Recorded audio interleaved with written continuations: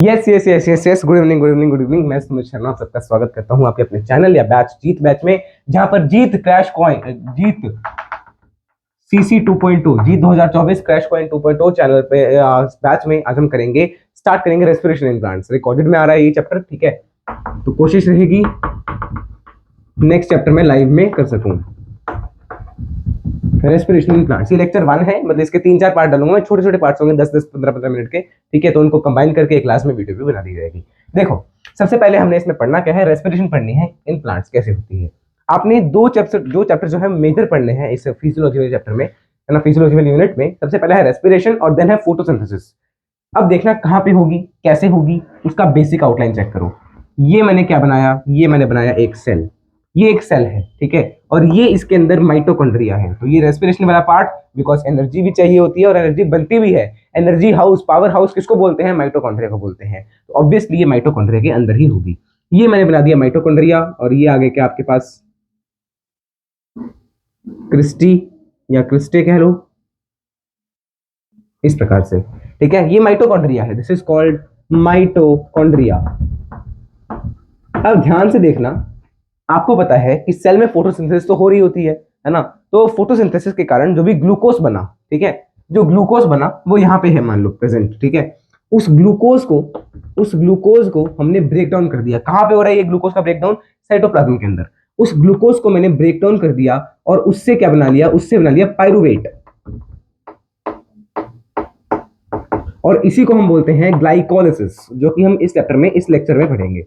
ये ग्लाइकोलिसिस है। इसके लिए एनर्जी की आवश्यकता नहीं है, sorry, oxygen is not required, मतलब ऑक्सीजन अगर है तो भी चलेगा और ऑक्सीजन नहीं है तो भी ये काम होता रहेगा। तो ये ऑक्सीजन, और we can say that is oxygen independent, oxygen पे डिपेंड नहीं कर रहा, ठीक है। तो ग्लूकोज से बनना है पायरुवेट। ये कहाँ हो रहा है, ये यहाँ पे हो रहा है। कहाँ पे, इसके अंदर, साइटोप्लाज्म के अंदर। इससे आपके पास एटीपी भी बनते हैं, कुछ एटीपी बनते हैं और कुछ एनएडीएच बनते हैं, कुछ एनएडीएच बनते हैं। एनएडीएच इनडायरेक्ट सोर्स है एटीपी का, मतलब एनएडीएच को हम बाद में एटीपी में कन्वर्ट कर सकते हैं। कहां पे होगा, बाद में देखते हैं। अब ये तो हो गया पायरुवेट, ठीक है।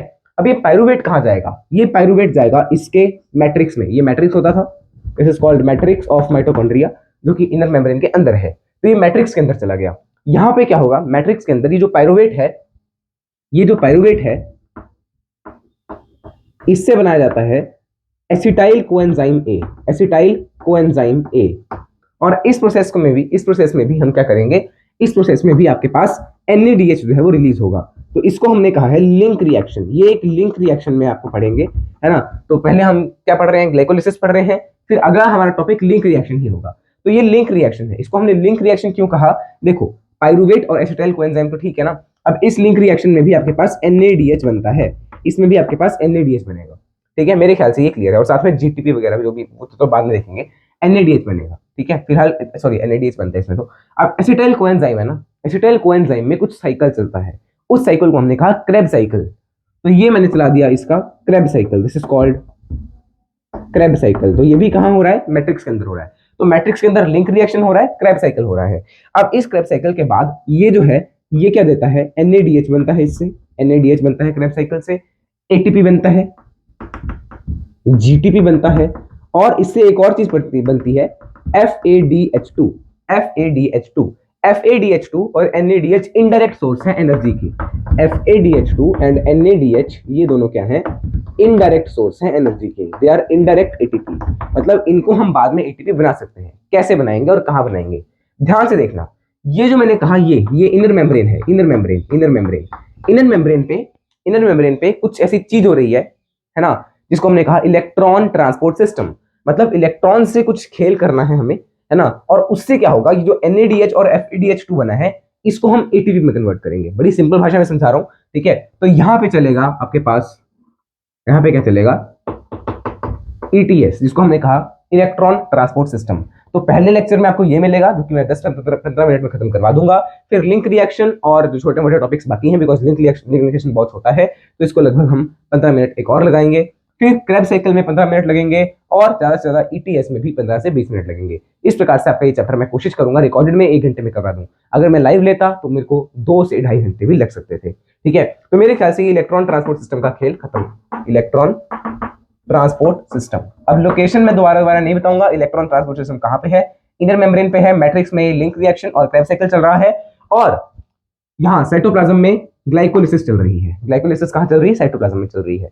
अब हम ग्लाइकोलिसिस को समझेंगे, बट उससे पहले मैं आपको बता दूं कि जो NADH है और ये FADH2 है, ये NADH है, ये कहाँ जाएंगे, ये जाएंगे यहाँ पे, यहाँ पे, यहाँ पे, यहाँ पे भी NADH बना है तो ये भी चला गया यहाँ पे, और ये इनर मेम्ब्रेन पे जो है क्या लगा हुआ है, इलेक्ट्रॉन ट्रांसपोर्ट सिस्टम, वहां पे जाके ये ATP में चेंज हो जाएंगे। वो हम तब देखेंगे जब हम इनके बारे में पढ़ेंगे, ठीक है। तो now let's start with the glycolysis, ठीक है।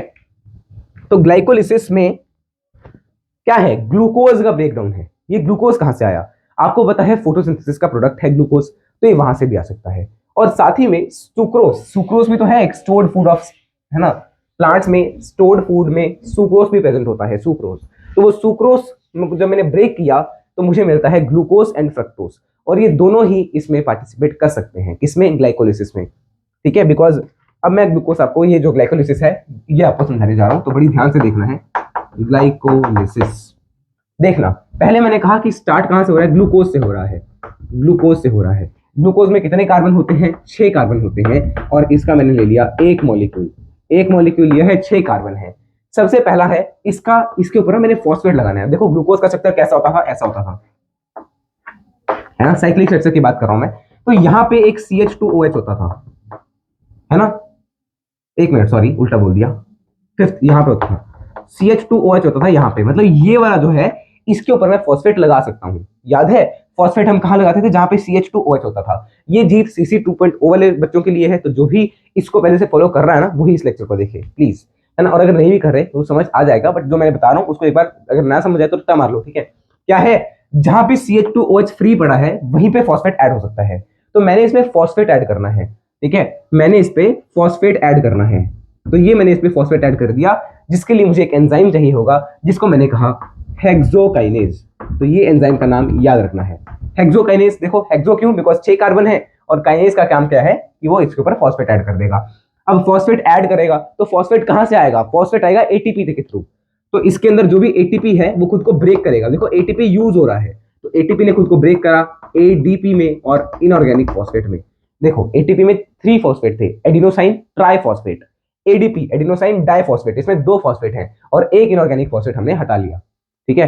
तो अब देखना ये जो इनऑर्गेनिक फॉस्फेट था ये कहां जुड़ गया, ये ग्लूकोज के साथ जुड़ गया। कौन सी पोजीशन पे, देखो ये 6वां कार्बन है, देखो पहला, दूसरा, तीसरा, चौथा, पांचवा, 6वें कार्बन पे जो है CH2OH फ्री है, तो यहां पे जुड़ेगा, जिससे क्या बना, जिससे बना आपके पास ग्लूकोज 6 फॉस्फेट, ग्लूकोज 6 फॉस्फेट। बड़े क्लियरली समझा रहा हूं, सब कुछ स्ट्रक्चर बना के समझाया है, ठीक है। इसके बाद ये जो ग्लूकोज 6 फॉस्फेट है, अब मैंने कहा कि यार मुझे एक और फॉस्फोरस लगाना है, बट इसमें कोई भी CH2OH और जो है बाहर प्रेजेंट नहीं है, तो अब इसको मुझे किसी ऐसे में चेंज करना पड़ेगा जिसके पास, जिसका फॉर्मूला सेम हो, कार्बन 6 ही हो, ठीक है। बस क्या चीज अलग हो, उसका एक कार्बन और रिंग के बाहर हो। तो आपने पढ़ा होगा फ्रक्टोज के बारे में कि फ्रक्टोज का स्ट्रक्चर कुछ ऐसा होता है ना, यहां पे भी CH2OH और यहां पे भी CH2OH, मतलब फर्स्ट, ठीक है, एक मिनट, हाँ, फर्स्ट और सिक्स्थ दोनों carbon out of the ring होते हैं, ठीक है। तो इसलिए इसको मैंने आइसोमरेज कर लिया, आइसोमरेज मतलब इसको आइसोमर, इसका आइसोमर बना लिया। और इसका आइसोमर कैसे बनेगा, हेक्सोफॉस्फेट आइसोमरेज से, बिकॉज अब ये हेक्सो शुगर तो है ही है, तो हेक्सो क्योंकि इसके अंदर फॉस्फोरस भी है, तो हेक्सोफॉस्फेट आइसोमरेज ये एंजाइम लगेगी, ये एंजाइम इसके ऊपर एक्ट करा, और इसके बाद क्या बन गया, इसके बाद ये बन गया फ्रक्टोज। देखो अभी मैंने फॉस्फोरस ऐड नहीं किया, फॉस्फोरस अभी इतना ही है, तो फ्रक्टोज पे भी 6th पोजीशन पे फॉस्फेट है। अब देखो फ्रक्टोज के पास 6th पोजीशन पे फॉस्फेट लगा हुआ है, यहाँ पे फॉस्फेट लगा है, बट इसके पास फर्स्ट पोजीशन भी खाली है, फर्स्ट पे भी फॉस्फोरस लग सकता है। तो उसके लिए, उसको लगाने के लिए देखो हम काइनेज यूज कर रहे थे, अब मैंने फ्रक्टोकाइनेज लगा दिया, फ्रक्टोकाइनेज एंजाइम यूज कर लिया। देखो हेक्सोकाइनेज का भी काम सेम था, फ्रक्टोकाइनेज का भी काम सेम है, फ्रक्टोकाइनेज का भी काम सेम है। क्या करेगा, जैसे हमने यहाँ पे एक फॉस्फेट ऐड करना था तो हमने ATP को तोड़ा, और ATP के तोड़ने से मुझे मिला ADP प्लस इनऑर्गेनिक फॉस्फेट, जो कि इसके ऊपर जुड़ गया। कहाँ जुड़ा, फ्रक्टोज पे 1st, 6th पोजीशन पे जुड़ा। और अब 2 फॉस्फेट हैं, तो इसलिए मैंने कहा बिस फॉस्फेट। यहां तक क्लियर है, यहां तक क्लियर है, तो एक बार जल्दी से इसको नोट करो, ठीक है। Fructose 1,6 bis phosphate. अब मैंने कहा यार ये तो ठीक है, मैंने इसको दो में तोड़ना है, दो में तोड़ना है। उसके लिए मैंने एंजाइम यूज किया एल्डोलेज, एल्डोलेज, ये एंजाइम यूज किया और इसको दो में तोड़ दिया। ठीक है, एक मैंने बनाया acetaldehyde, dihydroxy, dihydroxy acetaldehyde, sorry acetone, sorry sorry sorry acetone. और दूसरा मैंने बनाया glyceraldehyde 3 phosphate, glyceraldehyde, glyceraldehyde 3 phosphate. देखो एक फॉस्फेट इसके पास चला गया, एक फॉस्फेट इसके पास चला गया। मेरे ख्याल से यहां तक आपको सब कुछ क्लियर होगा। एक फॉस्फेट इसके पास, एक फॉस्फेट इसके पास।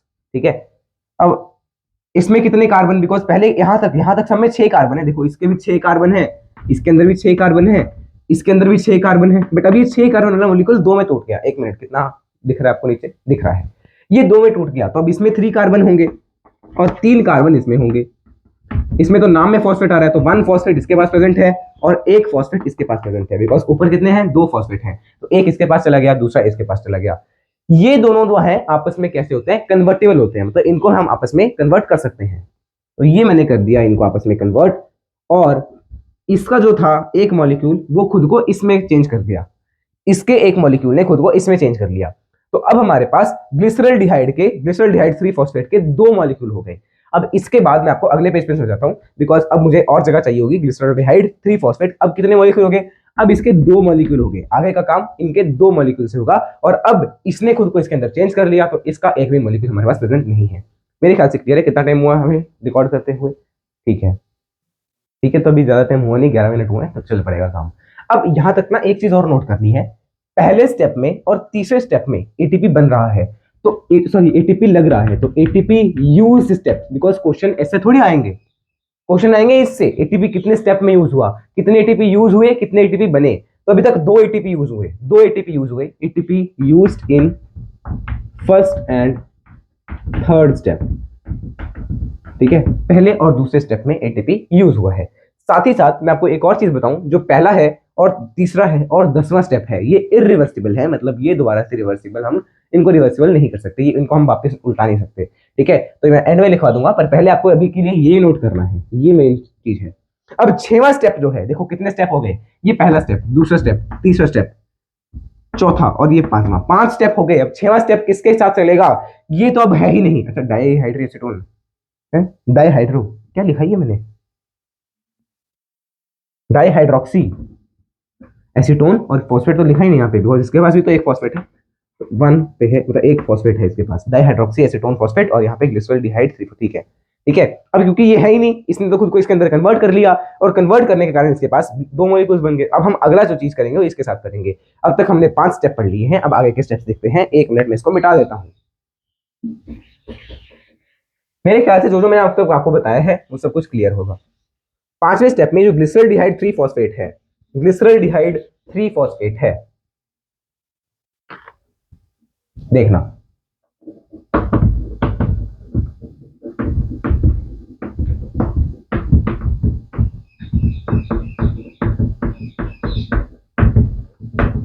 अच्छा, इसको मैंने क्या बोल दिया, देखो फॉस्फोग्लिसरल्डिहाइड बोल सकता हूं मैं, है ना। तो इसको मैंने बोल दिया PGAL, फॉस्फोग्लिसरल्डिहाइड, फॉस्फोग्लिसरल्डिहाइड। तो ये PGAL है, कितने कार्बन का है, 3 कार्बन का है, कितने मॉलिक्यूल, अब इसके 2 मॉलिक्यूल हैं, अब इसके 2 मॉलिक्यूल हैं। मेरे ख्याल से ये क्लियर है। अब इसके अंदर क्या हुआ, इसकी ऑक्सीडेशन होगी, जो कि कौन करवाएगा, एक जो कि क्या करवाएगा, H3PO4 करवाएगा, H3PO4 करवाएगा, एक इसकी ऑक्सीडेशन होगी। उससे क्या होगा देखना, ऑक्सीडेशन माने रिमूवल ऑफ हाइड्रोजन, तो इसके हाइड्रोजन हट जाएंगे, हाइड्रोजन हटेंगे, हाइड्रोजन हटेंगे। देखो ये मैंने हाइड्रोजन हटा दिए, कितने हाइड्रोजन हटे, 2 मॉलिक्यूल हैं, एक मॉलिक्यूल से 2 हटते थे, अब 2 मॉलिक्यूल से 4 हटेंगे। ठीक है, तो ये मैंने 4 हाइड्रोजन हटा दिए, और यहाँ पे सेल में प्रेजेंट है NAD पॉजिटिव। NAD पॉजिटिव ने 2 हाइड्रोजन अपने पास, सॉरी एक जो है, देखो एक NAD पॉजिटिव ने 1 हाइड्रोजन खींच लिया, बट अभी तो 2 है ना, हर चीज अब डबल डबल हो जाएगी, बिकॉज आपके पास 2 मॉलिक्यूल हैं, तो डबल होने के कारण ये भी 2 बनेंगे। 2 NAD पॉजिटिव ने 4 H को अपनी तरफ खींचा, 4 में से 2 तो इनके साथ चिपक गए, तो 2 चिपक गए, तो अब ये कैसे बन गए, इनसे क्या बन गया, NADH बन गया। कितना बना, 2 बना, 2 NADH बना, 2 NADH बना। अब साथ में इसी प्रोसेस में क्या होता है, फॉस्फेट भी ऐड हो जाता है एक यहाँ पे, एक इसके ऊपर फॉस्फेट ऐड हो जाएगा, जिससे क्या बनेगा, ग्लिसरिक एसिड 1,3 बिसफॉस्फेट। देखो ग्लिसरिक एसिड 1,3 बिसफॉस्फेट, ये कौन सा स्टेप था, है ना, एक मिनट में स्टेप नंबर बताता हूं आपको। हाँ ये 6वां स्टेप है ना, हाँ ठीक है 6वां step, this is step number 6। अच्छा बुक में इसको 1,3 बिसफॉस्फोग्लिसरिक एसिड लिखा है, तो वो भी लिख सकते हो, वही लिख लेते हैं, बिकॉज बुक की भाषा ही हमारे लिए सर्वोपरि है, तो हम वही लिख लेते हैं 1,3 बिसफॉस्फोग्लिसरिक एसिड, मतलब सेम है ना। 1,3 बिसफॉस्फो मतलब फर्स्ट और थर्ड पोजीशन पे फॉस्फो लगा है, इसके अंदर ग्लिसरिक एसिड के अंदर, अभी भी ग्लिसरिक एसिड के अंदर फॉस्फोर तो लग गया, बट अभी भी 3 कार्बन है, और अब 2 फॉस्फोरस इन 1 कार्बन, और ये 2 मल्टीपल्स हैं, इसके 2 मल्टीपल हैं आपके पास, ठीक है। अब देखो एक के अंदर 2 फॉस्फेट हैं, मैंने क्या किया, इसमें से एक फॉस्फेट हटा दिया, ठीक है।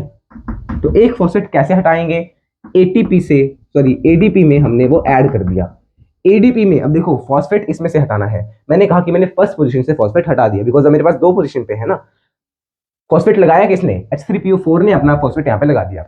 अब मैंने कहा कि फर्स्ट पोजीशन से फॉस्फेट हटा दो, हमें एनर्जी मिलेगी, कैसे मिलेगी, देखो एडिनोसाइन डाइफॉस्फेट है हमारे पास, एडीपी है, एडीपी पहले भी बने थे ना, तो हो सकता है सेल में और भी प्रेजेंट हो। ये जो एडीपी है इन्होंने क्या किया, ये इनऑर्गेनिक फॉस्फेट खुद में चिपका लिया। अब ये क्या हो गए, 3 फॉस्फेट वाले हो गए, तो अब ये एटीपी बन गए, तो एडीपी से क्या बना, एटीपी बना। अब एक मॉलिक्यूल होता तो ये एक बनता, पर 2 मॉलिक्यूल होने के कारण 2 एडीपी, 2 इनऑर्गेनिक फॉस्फेट और 2 एटीपी बनेंगे, 2 एडीपी 2 इनऑर्गेनिक फॉस्फेट, वो 2 फॉस्फेट मिलेंगे ना, एक पहले कंपाउंड का, एक और दूसरे कंपाउंड का पहले वाला हटेगा, तो इससे क्या बना, 3-फॉस्फोग्लिसरिक एसिड, 3-फॉस्फोग्लिसरिक एसिड। ये है आपके पास step number 7, after this step ये जो 3 नंबर है ये 2 पे चला जाता है, 3 वाला 2 पे चला गया, तो 2-फॉस्फोग्लिसरिक एसिड बना, 2-फॉस्फो, अरे सॉरी उल्टा लिख दिया,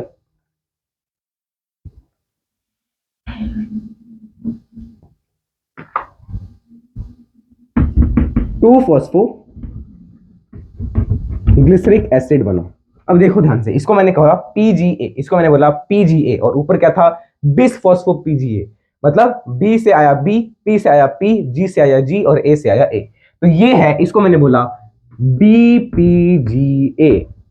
तो पीजीएल की ऑक्सीडेशन से बना बीपीजीए, और बीपीजीए से आइसोमरेज, क्योंकि हमने अच्छा नहीं, ये थोड़ी आइसोमरेज है ना, ये तो फॉस्फेट हटाया है ना, इट इज नॉट आइसोमरेज, फिर हमने ये फॉस्फेट हटा दिया, ठीक है। यहाँ पे देखो आइसोमर है, थर्ड पोजीशन से सेकंड पोजीशन पे कर दिया, तो आइसोमर है ना, तो इसको मैंने बोला आइसोमरेज एंजाइम यूज हुई है, आफ्टर दिस ये आइसोमर है, इसका नाम भी बीपीजी है, सॉरी अब देखो, अब इसमें बी नहीं आएगा, इसमें सिर्फ पी आएगा, जी आएगा, ए आएगा, दिस इज पीजीए, ये पीजीए है। अब जो ये 2-फॉस्फोग्लिसरिक एसिड है ना, इससे हमने बनाना है कीटोइनॉल, कहां बोल रहा हूं मैं, इनॉल पायरुवेट, तो इनॉल पायरुवेट बनेगा इससे, फॉस्फोइनॉल पायरुवेट कह लो या इनॉल पायरुवेट बनेगा अब तो, है ना, ठीक है। तो ये ठीक है, यहां तक देखो कितने मॉलिक्यूल बनेंगे वो नहीं बताया, तो 2-2 मॉलिक्यूल ही बनेंगे। अब लास्ट स्टेप पे देखो क्या करवाया है, देखो एनसीईआरटी साथ में रखना, और वहां पे एंजाइम्स आप साथ में नोट कर लो, पहले स्टेप में करो जो मैंने आपको बता दिया था हेक्सोकाइनेज, सेकंड स्टेप में करो फॉस्फोफ्रक्टोज काइनेज, ठीक है, फिर एल्डोलेज बता दिया गया था, है ना। तो अब लास्ट स्टेप में देखो क्या है, फॉस्फोइनॉल पायरुवेट बना है, तो फॉस्फोग्लिसरिक एसिड से क्या बन जाएगा, फॉस्फोइनॉल पायरुवेट, जो कि कौन सी पोजीशन पे है, देखो फॉस्फोइनॉल पायरुवेट बना दिया हमने, और इससे क्या बन जाएगा, यह हट गए, सिर्फ पायरुवेट आपके पास मिल जाएगा, पायरुवेट मिलेगा। तो पायरुवेट मिलने के लिए फॉस्फो को हटाना पड़ेगा, तो उससे फिर से आपके पास एडीपी में एक और इनऑर्गेनिक फॉस्फेट ऐड हो जाएगा, जिससे एटीपी बनेगा। अब क्योंकि आपके पास फॉस्फोइनॉल पायरुवेट के भी 2 मॉलिक्यूल थे, इसके भी 2 मॉलिक्यूल बनेंगे पायरुवेट के भी, और पायरुवेट में कितने कार्बन है, 3 कार्बन है, तो एटीपी के भी 2 मॉलिक्यूल बनेंगे, तो एटीपी कितने बने, डायरेक्ट एटीपी प्रोड्यूस्ड, कितने प्रोड्यूस हुए, 2 यहां पे बने, 2 यहां पे बने, तो 4 कौन से स्टेप पे बने, 7वें स्टेप में बने हैं, और लास्ट यानी 10th स्टेप पे बने हैं। तो कौन से स्टेप पे बने, स्टेप नंबर 7 और 10 में बने, ये तो डायरेक्ट एटीपी प्रोड्यूस हुए। अब एटीपी यूज्ड कितने हुए? 2 हुए। कितने हुए? 2 हुए। कौन से स्टेप पे हुए? स्टेप 1,3 में हुए। 1,3 में हुए। ये 10वां, ये पहला और ये तीसरा तुम कैसे हो? ये कह रहे हैं हम इरिवर्सिबल हैं, हम रिवर्सिबल नहीं हैं, हम रिवर्स नहीं होंगे, इन्होंने ऐसा कहा। तो मैंने वो आपको कह के बता दिया। ठीक है, अब ये मेरे ख्याल से क्लियर है। ये तो चलो, ये तो मैंने आपको बता दिया था। ठीक है, अब ये देखो डायरेक्ट एटीपी और इनडायरेक्ट एटीपी यूज्ड। तो नेट एटीपी कितने बने? नेट एटीपी कितने बने? बोले 2 खर्चा हुआ, 4 बना, है ना। आपने 10,000 कमाए, उसमें से 5,000 पहले ही उड़ा दिए, तो कितना बचा? 5,000 बचा। यानी कि 4 आपने कमाए हैं, 2 आपके पास उड़ गए। तो नेट एटीपी कितने हैं? 2 है। इनडायरेक्ट एटीपी देखो, एनएडीएच को मैंने बोला था इनडायरेक्ट एटीपी, तो इनडायरेक्ट एटीपी कितने हैं? इनडायरेक्ट एटीपी कितने हैं? 2 एनएडीएच, है ना। एक एनएडीएच से 3 एटीपी बनते हैं, ये एनसीईआरटी थ्योरी में कहती है। बट जब आप ईटीएस समझेंगे तो आपको पता चलेगा कि एक एनएडीएच से 2.5 एटीपी बनते हैं। तो आप इसको क्या कह सकते हो कि आपके पास 3, क्योंकि 1 से 3 बनते हैं तो 2 है तो 6 लिख दो, 6 एटीपी बन गए। या आप, और अगर ऑप्शन में 6 है और साथ में 2.5 भी हो सकता है ना, 5 भी हो सकता है, 5 या 6 इन दोनों में से अगर कोई भी ऑप्शन में तो उसको टिक कर देना। दोनों अगर एक साथ हुए तो 6 को टिक करिएगा। ठीक है, तो मेरे ख्याल से ये 6 एटीपी और 5 एटीपी वाला कंसेप्ट जो मैंने आपको बताया ये क्लियर है। और ये आपको ये वाला स्टेप जो है ये आपको और क्लियर कहां पे होगा? ईटीएस, इलेक्ट्रॉन ट्रांसपोर्ट सिस्टम में। तो मेरे ख्याल से यहां तक जो मैंने आपको पढ़ाया वो क्लियर होगा, सब कुछ क्लियर है। ये स्टेप थोड़े बहुत याद रख लेना, है ना। और 3 एंजाइम के नाम मैंने आपको बताने थे, वो मैंने लिख के ले गया था कि कौन से मुझे बताने हैं। ठीक है, तो वो मैं 1 मिनट आपको बता देता हूँ।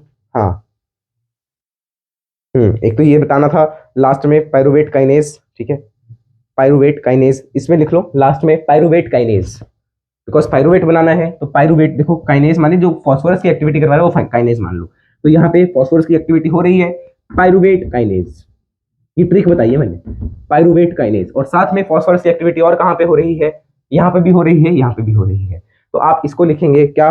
देखो, काइनेस एंजाइम आपके पास यहाँ पे ऐड होगी, काइनेस एंजाइम। अच्छा, यहाँ पे देखो फॉस्फोरस की एक्टिविटी नहीं है, यहाँ पे है फॉस्फोरस की एक्टिविटी, तो यहाँ पे आई काइनेस एंजाइम। तो मेरे ख्याल से ये एंजाइम्स वाला मामला क्लियर है। एंजाइम कौन सी याद रखनी है वो मैंने आपको बता दिया। जो पहले स्टेप वाली थी हेक्सोकाइनेस, और ये वाली काइनेस याद रखो, और ये पायरुवेट काइनेस याद रखो। बाकी याद हो ना हो, बट ये 3 एनसीईआरटी में दी हुई है, ये याद होने चाहिए। मेरे ख्याल से यहाँ तक आपको क्लियर है। अब इसकी एक बार एनसीईआरटी भी रीड कर सकते हो आप, बिकॉज अब इसकी एनसीईआरटी भी हम रीड कर सकते हैं। The term glycolysis, glycolysis term जो है वो ग्रीक वर्ड से आया है। ग्लाइकोस माने शुगर और लाइसिस माने ब्रेकडाउन, तो शुगर का ब्रेकडाउन भी आपने पढ़ा है पूरे इसमें। ठीक है, अच्छा इसको एक चीज रह गई, इसको हम ईएमपी सिस्टम भी बोलते हैं, ईएमपी सिस्टम भी बोलते हैं, ईएमपी सिस्टम भी बोलते हैं, ईएमपी पाथवे बोलते हैं। क्यों बोलते हैं? क्योंकि इसको डिस्कवर करने वाले थे एम्बडेन, मेयरहोफ और परनास। एम्बडेन, मेयरहोफ और परनास ने इनको डिस्कवर किया था, इसलिए उनके पहले पहले लेटर से हमने बना दिया ईएमपी सिस्टम। ठीक है, नेक्स्ट देखो, इन एनारोबिक ऑर्गेनिजम्स, एनारोबिक में बाद में बात करेंगे, वो अगले लेक्चर में कराऊंगा। In this process, glucose undergo partial oxidation to form 2 molecules of pyruvic acid. Pyruvic acid कितने बने? पायरुवेट को ही हम पायरुविक एसिड बोलते हैं। कितने बने? 2 मॉलिक्यूल बने। Glycolysis occur in cytoplasm and is present in all living organisms because इसको ऑक्सीजन से कोई दिक्कत नहीं है, ऑक्सीजन है तो भी ठीक है, नहीं है तो भी ठीक है, तो सब में हो जाएगी। In plants, the glucose is derived from sucrose. Plants में ग्लूकोज आती है सुक्रोज से, जो कि क्या है? एंड प्रोडक्ट है फोटोसिंथेसिस का। और from the storage carbohydrate, storage carbohydrate से भी आपको मिल सकती है। सुक्रोज को हमने ग्लूकोज में कन्वर्ट किया या फ्रक्टोज में कन्वर्ट किया बाय द एंजाइम इन्वर्टेज। तो ये तो आपको केमिस्ट्री में भी आपने पढ़ा होगा कि सुक्रोज को हम इन्वर्टेज एंजाइम की मदद से ग्लूकोज प्लस फ्रक्टोज में ब्रेक कर सकते हैं। ठीक है, और वो वाला ग्लूकोज हमने यहाँ पे यूज कर लिया, दोनों ही इसमें यूज हो सकते हैं। देखो, and these 2 monosaccharides readily enter the glycolytic pathway. Glucose and fructose are phosphorylated to give rise to glucose 6-phosphate by the activity of enzyme hexokinase. हमने इनमें हेक्सोकाइनेज डाल के पहला स्टेप करवा दिया। This phosphorylated glucose then isomerizes to form fructose 6-phosphate. इससे हमने fructose 6-phosphate बनाया था, उसमें हमने फिर से fructose 6-phosphate में हमने fructokinase डाला था, फॉस्फोफ्रक्टोकाइनेज। देखो यहाँ पे लिखा है this subsequent steps of metabolism of glucose and fructose are same. Various steps of glycolysis are depicted, वो मैंने आपको बता दिया कैसे कैसे आपको क्या करना है। A chain of 10 reactions, कितने रिएक्शन है? 10 रिएक्शन, ये एक आपका क्वेश्चन बन सकता है। आगे, under the control of different enzymes, हर एक के लिए अलग अलग एंजाइम होगा। While studying the steps of glycolysis, please note the steps at which utilization or synthesis of ATP is done. कहाँ पे यूटिलाइज हो रहे हैं, कहाँ पे ATP बन रहा है, कहाँ पे इनडायरेक्ट ATP बन रहा है, वो सब आपको मैंने बता दिया है। ये जो है ETS के थ्रू बनेगा बाद में। 6 बन सकते हैं, आपकी एनसीईआरटी थ्योरी में कहती है कि 6 बनेंगे, बाद में डायग्राम में अकॉर्डिंग 5 बना रही है। ठीक है, तो आप दोनों को याद रखिएगा। आगे देखना, ATP is utilized at 2 steps. First in glucose of in conversion of glucose into glucose 6 phosphate, जब आपने ग्लूकोज में फॉस्फेट लगाया था तब जो फर्स्ट स्टेप था, और फिर थर्ड स्टेप में हुआ था। देखिए next, the fructose 1,6 bis phosphate is split into dihydroxy acetone phosphate and 3 फॉस्फोग्लिसरॉल्डिहाइड। तो 3 फॉस्फोग्लिसरॉल्डिहाइड को हमने बोला था PGAL। PGAL is oxidized into inorganic with inorganic phosphate, oxidized कहाँ गया, oxidized and with inorganic phosphate to get converted into BPGA। इसमें हमने phosphorus की एडिशन कर दी, बट वो यहाँ पे नहीं दिखा है। क्यों नहीं दिखा? बिकॉज वो यहाँ से आया है, और उससे यहाँ पे एक और फास्फोरस लग गया जिसको हमने कहा BPGA। नेक्स्ट देखिए, BPGA से बना PGA, BPGA से बना PGA। ये भी एक एनर्जी यील्डिंग प्रोसेस, मतलब इससे भी एनर्जी बनेगी, एनर्जी बन गई, एटीपी बन गया। Next, another ATP is synthesized during the conversion of PEP into pyruvic acid। PEP phosphoenol pyruvate, PEP को जब हमने पायरुविक एसिड में कन्वर्ट किया या पायरुवेट में कन्वर्ट किया, तब हमें फिर से एनर्जी मिल रही है। ठीक है, तो पायरुविक एसिड का फेट हम अगले लेक्चर में डिस्कस करेंगे, जहां पे मैं आपको फर्मेंटेशन और एनारोबिक रेस्पिरेशन समझाऊंगा। अभी ये पीछे वाला सब चीज रहती हैं, डू प्लांट्स ब्रीथ वगैरह, ये तो आप खुद से भी रीड कर सकते हो, बट स्टिल मैं देखूंगा, अगर करवाना होगा तो करवा दूंगा, बट मेन टॉपिक्स हम अभी कवर कर रहे हैं। चलिए फिर कैलकुलस में इतना ही था। अब हम अगले बार कवर करेंगे लिंक रिएक्शन, एंड साथ ही में लिंक रिएक्शन के साथ साथ जो छोटे मोटे टॉपिक्स हैं वो कवर करेंगे, और उसके अलावा हम उसके बाद करेंगे आपके पास Krebs cycle, and after that there is ETS electron transport system. मेरे ख्याल से आपको क्लियर है। मिलते हैं कल, तब तक के लिए जय श्री कृष्ण, राम राम, सीताराम, नरेशाम, श्रीमन नारायण, राम राम भाई सारे।